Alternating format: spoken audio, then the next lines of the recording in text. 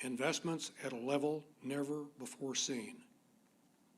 The CHIPS Act, the Bipartisan Infrastructure Act, the Inflation Reduction Act, combined with investments of Intel and TSMC, not to mention all the suppliers who follow chip manufacturing, has been a gift to our region and an opportunity we must not squander. Our region is evolving from an economy led by building homes, farming, and agriculture to provide services to an economy driven. It has evolved to an economy providing services driven by clean manufacturing. This transition will take some time, but we're prepared to do our part. One of the areas we can help is by providing these burgeoning businesses with a ready and educated workforce. Our universities, our community colleges, and the county, and our municipal workforce partners all have a role to play. I know we will be successful. We must be successful. I'll close by thanking all of you who have come here today and all who see the bright future we have in front of us. So thank you. And I apologize, my notes now are in a kind of no man's zone. Too far away from my reading glasses, and but hopefully I've delivered my message. Thank you.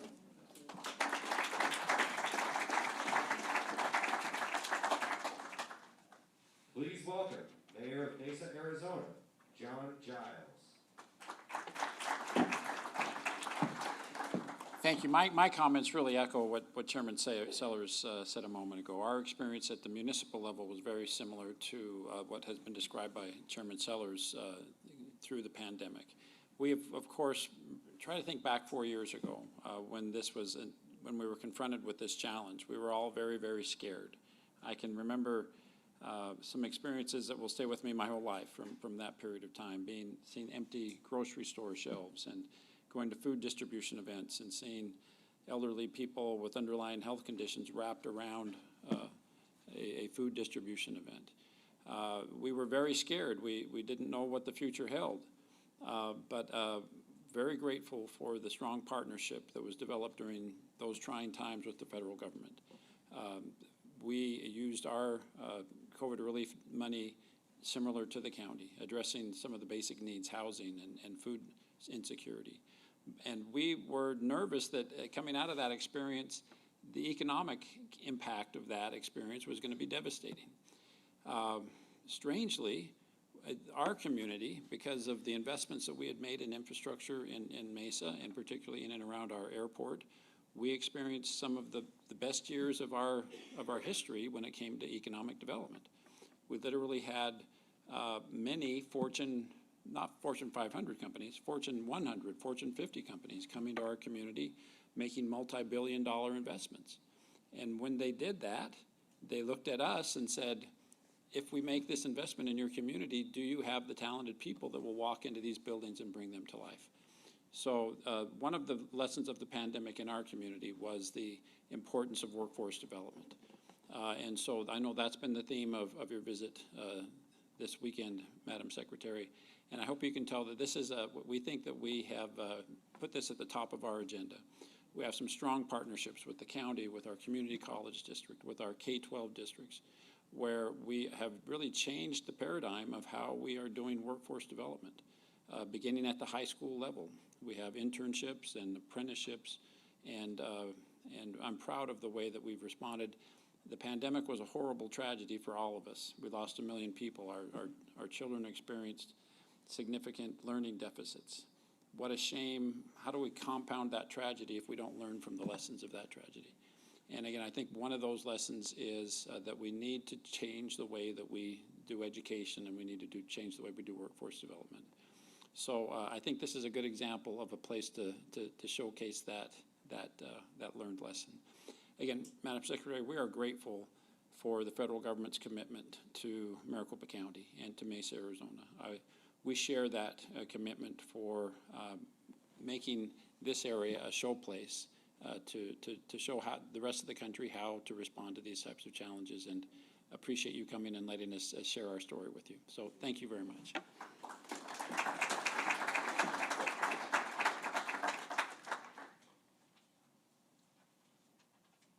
welcome the United States Secretary of the Treasury, Janet Yellen.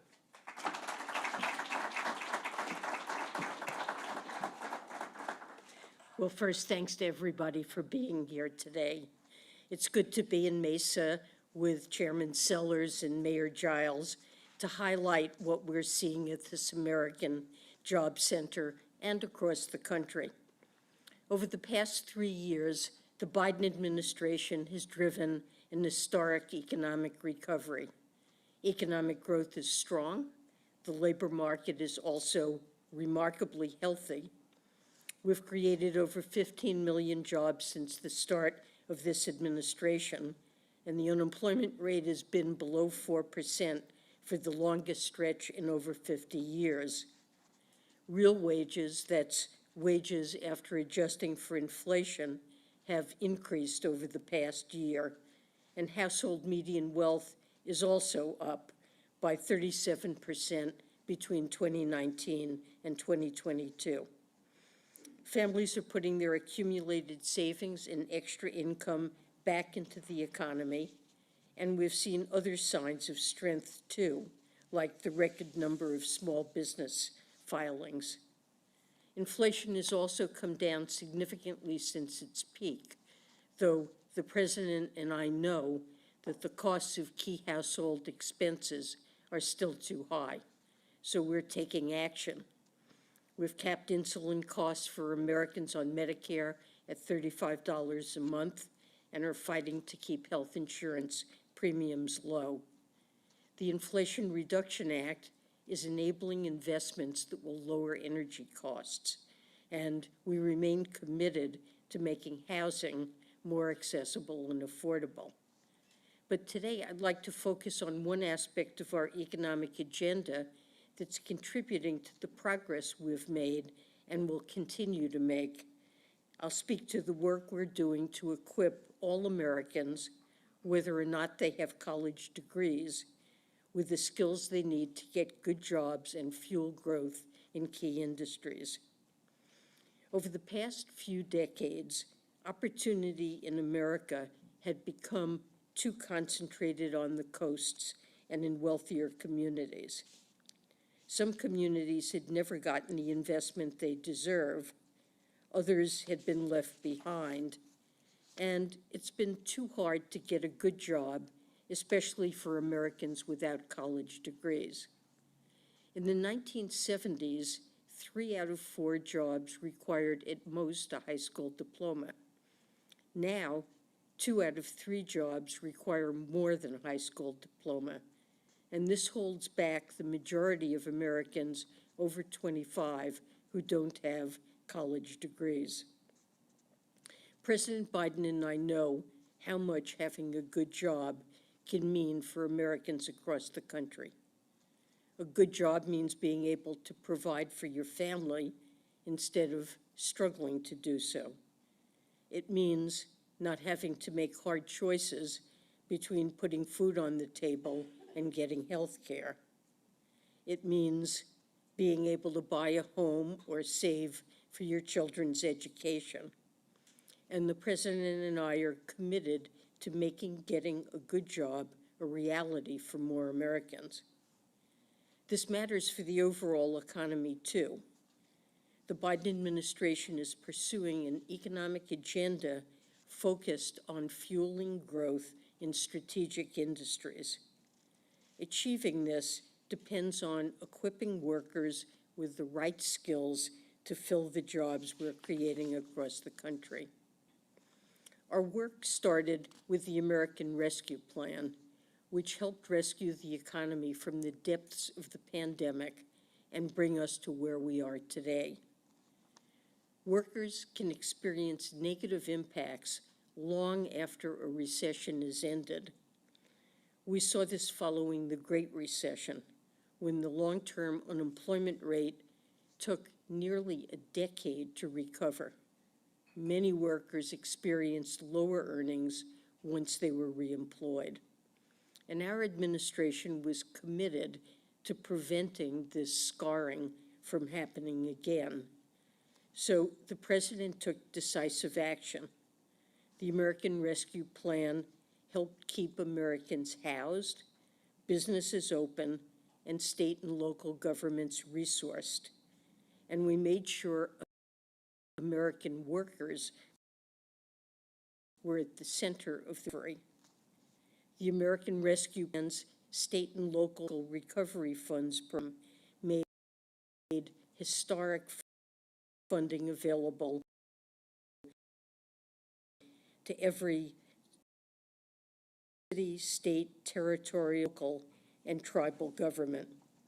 As of last December, governments had over $13 billion that to worker support from projects, from unemployment aid to workforce development, helping avoid layoffs of school staff and add thousands of new positions in public health departments. This contributed to what has been the fastest labor market recovery in modern history. Now, our focus on workers continues through our medium and long-term agenda. The Bipartisan Infrastructure Law, the Inflation Reduction Act, and the CHIPS and Science Act are fueling growth in new industries and spurring a renaissance in American manufacturing from coast to coast. Companies have announced over $850 billion in new manufacturing and clean energy investments since the start of the administration, including $121 billion in Arizona. Semiconductors have been a particular focus here, with Intel and TSMC both expanding production. Well, of course, growth in these new industries means a need for new skills, from wind turbine technicians to solar photovoltaic installers to roles in the semiconductor and electronic component manufacturing industries. These skills aren't secondary to success, they're critical to it. Let me be clear, here in Arizona and across the country, we need workers for the industries that will drive our country's growth and resilience. We know that Americans are ready to get to work and take advantage of these good jobs, and they deserve the skills and training to do so. Workforce development programs are helping bridge this gap, and what's happening in Maricopa County is a prime example. The American Rescue Plan has enabled the county to dedicate $100 million to workforce support, including $12 million for the apprenticeship program based here and at another American Job Center nearby. The program is strategically drawing on multiple sources of funding, combining state and local recovery funds with annual Department of Labor funding. And it aims to equip 3,000 residents for jobs in construction, healthcare, information technology, and advanced manufacturing. This morning, I visited Mesa Community College, one of several community colleges partnering with the city of Phoenix to use funds to help prepare individuals for high-demand industries in the Phoenix area, including through a specific program called Semiconductor Technician Quick Start. And employers are helping too. TSMC, for example, is establishing a new semiconductor technician registered apprenticeship program with plans to scale over time as business needs evolve. We're seeing similar developments across the country. Due west of here, in Riverside County, California, $2.5 million is going to build a workforce education center for training, including in advanced manufacturing. To the east, in Ohio, the state is allocating over $2 million for a workforce training center.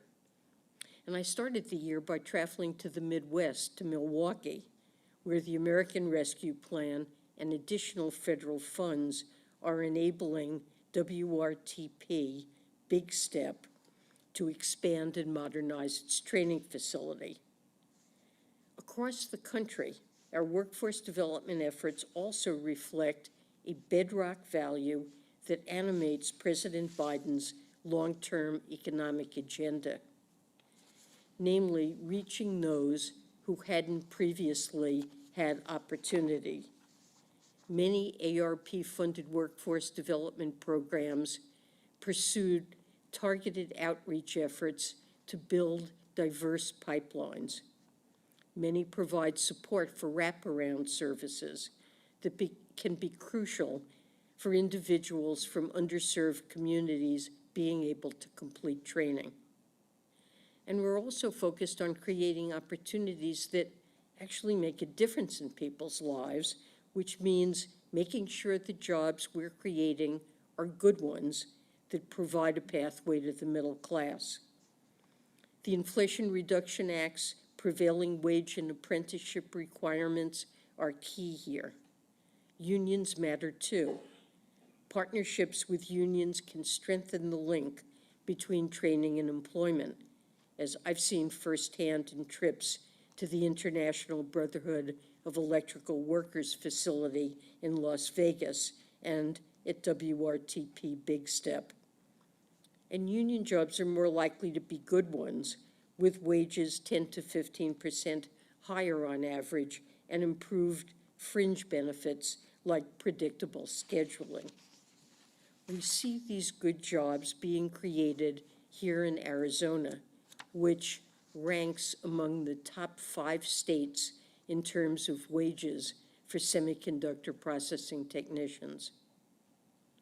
Well, the President and I recognize there is more work to do. Even though inflation has fallen significantly, bringing down costs for families is our top priority, from making, owning, or renting a home more affordable to making it easier to get a good education. As we look ahead, we're also working to create stronger and more accessible workforce development programs to move forward the President's Investing in America agenda and prepare for emerging challenges shaping the future of work, like new technologies. These efforts are already well underway. And as we see here today, we're building an ecosystem in which expanded strategic workforce development is equipping Americans from all walks of life for good jobs in 21st century industries. We're expanding opportunity for those with and without college degrees here in Arizona and across the country. And American workers are in turn helping drive our country's growth and resilience.